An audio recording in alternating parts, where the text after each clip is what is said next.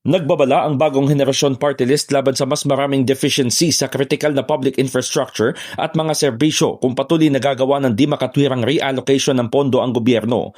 Kasunod na rin ito ng pag-amin ng Department of Information and Communications Technology o DICT sa pagdinig sa Senado na ang limitadong budget ang isa sa mga sanhi ng pagpalya ng eGov PH Super App.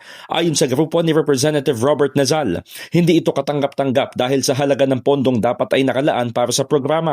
Dapat anilang is-certify ng National Treasury ang kabuuang cash balance ng national government, pati na ang available na balanse ng lahat ng earmarked accounts. Paliwanag nito, may humigit kumulang 25.7 billion pesos na earmarked revenue ang DICT mula sa spectrum users fees na malinaw sa special provision ng General Appropriations Act na nakalaan para sa Free Public Internet Access Program at ICT Infrastructure at Services.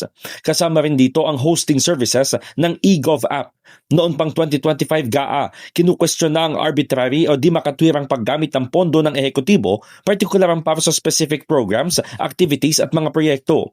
Hindi umano nila maunawaan ang nakasanayang paggastos ng pondo na nakalaan sa mga ahensya para tustusan ng ibang items na pinalalabas na mahalaga. Sa pagdinig sa Senado noong nakarang linggo, kinumpirma ni DICT Undersecretary David Almirol Jr. na nag-crash o nagkaproblema ang eGov PH Super App sa loob ng 2 araw dahil sa dagsa ng users.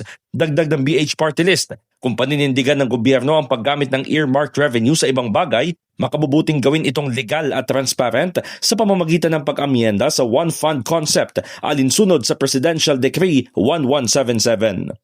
In the heart of changing lives, ako si Brigada Haji Caaminio ng 105.1 Brigada News FM Manila, the Music and News Authority.